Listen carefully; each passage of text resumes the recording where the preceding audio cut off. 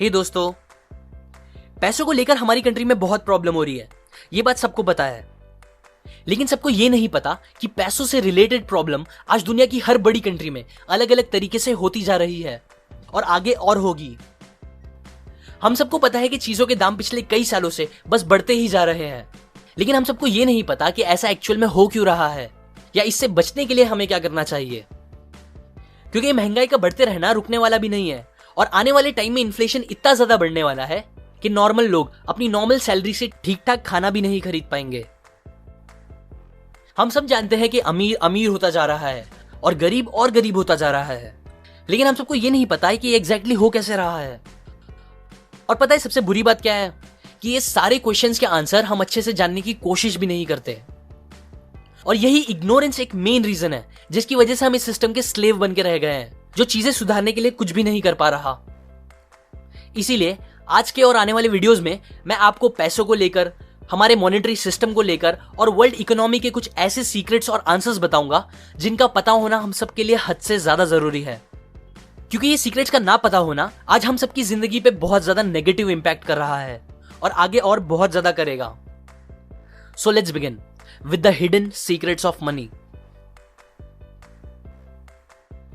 इंसान की true wealth उसका टाइम और उसकी फ्रीडम होती है, जो आज उससे लिटरली चुराई जा रही है, बहुत इजीली और इनफैक्ट लीगली। अब अगर आप सोच रहे हो कि ऐसा कैसे पॉसिबल है, तो ये समझने के लिए पहले आपको पैसों की हिस्ट्री पता होना जरूरी है।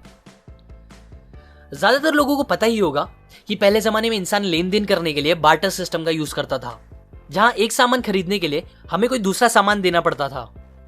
जैसे कि समझो मेरे पास अगर एक मुर्गी है और आपके पास चावल, तो मैं आपको अपनी मुर्गी दूंगा जिसके बदले आप मुझे चावल दोगे। यह सिस्टम ठीक था, पर इसमें बहुत कॉम्प्लिकेशंस और प्रॉब्लम हो जाती थी। फिर लोगों ने कुछ अलग सोचना स्टार्ट किया।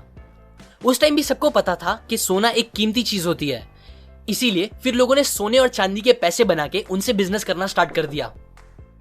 अब क्योंकि बहुत बार ज्यादा सोना अपने पास रखना और उसे लेके घूमना एक फिक्र करने वाली बात हो जाती थी, उसके वजन और चोरी के डर से, इसीलिए कुछ सोनार और दूसरे लोगों ने इसमें एक बिजनेस अपॉर्चुनिटी देखकर एक सोल्यूशन निकाला। उन्होंने लोगों से कहा कि तुम अपना सोना हमारे पास रखा दो, हम उसे गार्ड करके एकदम सेफ रखेंगे अपने पास, और बस उसके बदले आप हमें एक छोटी सी फीस दे देना। सबको ये आइडिया काफी अच्छा लगा, सो लोगों ने अपने अपने सोने उनके पास रखाना स्टार्ट कर दिए, जिसके बदले वो सोनार उन्हें एक IOU दे देता था। IOU और कुछ नहीं, बस एक कागज था जिसमें लिखा होता था कि मेरे पास आपका इतना सोना रखा हुआ है। सिंपल वर्ड्स में आप उसे सोने की रसीद भी बोल सकते हो, जिसे दिखाकर वो लोग अपना सोना कभी भी वापस लेके जा सकते थे। इसी तरह ये सिस्टम एकदम अच्छे से चलने लगा। लेकिन फिर कुछ टाइम बाद सोनार लोगों को एक अजीब बात रियलाइज हुई कि ये सिस्टम बनाने के बाद अब ऑलमोस्ट कोई भी इंसान अपना सोना लेने वापस नहीं आ रहा था और सबने उन रसीद से ही बिजनेस करना स्टार्ट कर दिया था, क्योंकि सबको यकीन हो गया था कि रसीद है मतलब सोना भी होगा ही। अब ये चीज समझने के बाद सोनार लोगों को लालच आ गई और फिर उन्होंने गलत काम करना स्टार्ट कर दिया। क्योंकि अब उनके हाथ से बनी हुई रसीद ही पैसा बन गया था, इसीलिए वो लोगों ने नकली और ज्यादा रसीदें बनाना स्टार्ट कर दी। उनके पास तो सोना होता भी नहीं था, लेकिन फिर भी वो ज्यादा रसीदें बनाते जाते, जिसे वो दूसरे गरीब लोगों को उधार देकर, मतलब लोन पर देकर, उस पे इंटरेस्ट कमाने लगते। इसी तरह उन लोगों ने अपने मन के हिसाब से बहुत सारी रसीदें छापी और दूसरों की मेहनत, टाइम और फ्रीडम छीन कर उनसे खूब पैसे कमाए। ऐसे स्टार्ट हुई दुनिया की सबसे बड़ी चोरी। वो सोना संभाल के रखने की दुकान दुनिया की पहली बैंक थी और वो रसीद दुनिया की पहली करेंसी।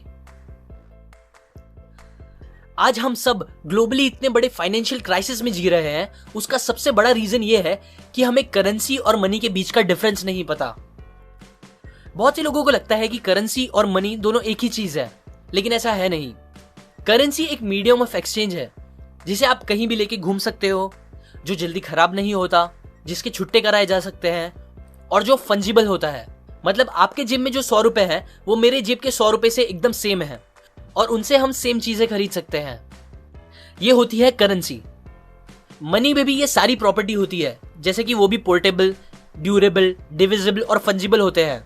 लेकिन जो मेन डिफरेंस मनी को करेंसी से अलग करता है वो ये है कि मनी एक्चुअल में कुछ वैल्यू स्टोर रखता है अपने अंदर, जो सालों साल तक उसमें होती है, जिससे उसकी परचेसिंग पावर भी बनी रहती है। एग्जाम्पल, सालों पहले जो फिएट करेंसीज दुनिया में चलती थी, आज उसकी कुछ वैल्यू नहीं होगी। लेकिन सोना और चांदी जो एक फॉर्म ऑफ मनी है, उसकी वैल्यू आज भी है, 100 साल पहले भी थी और 1000 साल पहले भी थी। जबकि फिएट करेंसीज बस कागज के टुकड़े होते हैं जिन्हें गवर्नमेंट्स और बैंक्स मिलके जितना चाहे उतना छापती रहती है, जिसकी वजह से उनकी वैल्यू आज तो है पर कुछ टाइम बाद नहीं होगी, जैसा कि हजारों सालों से चलता आ रहा है। लेकिन सोना और चांदी, ये दो चीज ने 5000 साल से अपनी वैल्यू बनाई रखी है और ये दोनों ही एक्चुअल मनी है, बिकॉज कोई भी इन्हें जितना चाहे उतना छाप नहीं सकता मशीन से। क्योंकि गवर्नमेंट्स और बैंक्स मिलके जितने चाहे उतने करेंसीज छाप सकती है, इसीलिए ज्यादातर होता भी यही है कि लालच और अलग अलग रीजंस की वजह से गवर्नमेंट बहुत सारी करेंसीज छपवा के मार्केट में लगातार लाती ही रहती है, जिसे उस करेंसीज की क्वांटिटी बहुत ज्यादा बढ़ने लगती है। अभी अगर आपको लग रहा है कि क्या फर्क पड़ता है, ज्यादा करेंसी होना मतलब अच्छा ही है, ज्यादा नोट मतलब ज्यादा पैसे, तो आप गलत सोच रहे हो। क्योंकि महंगाई बढ़ते रहने का मेन रीजन और डेफिनेशन यही है कि करेंसीज की सप्लाई बढ़ते जाना।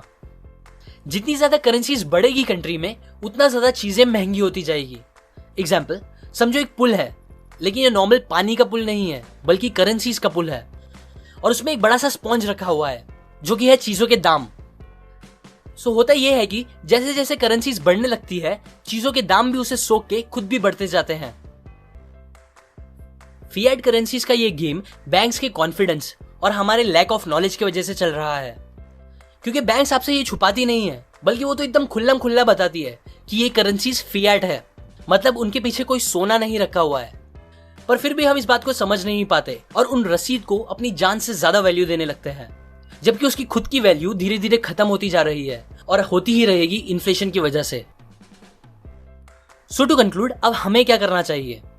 सबसे पहला काम, आप खुद इस टॉपिक को एकदम अच्छे से समझो और फिर जितना हो सके उतना इस नॉलेज को लोगों के साथ शेयर करके उन्हें भी एजुकेट करो। क्योंकि कहा जाता है कि ये सीक्रेट्स जो मैंने आज आपको बताए और आगे आने वाली वीडियोस में बताऊंगा, ये सब बातें 10 लाख में से बस एक जन को अच्छे से पता चल पाती थी। इसीलिए ही हम इस सिस्टम के अभी भी स्लेव बने हुए हैं और कुछ भी नहीं कर पा रहे।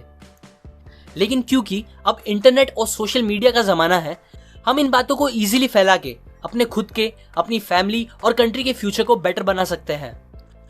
सो इसीलिए जितना हो सके इस वीडियो को शेयर करो, क्योंकि जब तक सबको इस टॉपिक के बारे में अच्छे से पता ही नहीं चलेगा, तब तक हम इससे बचने के लिए कुछ कर भी नहीं पाएंगे।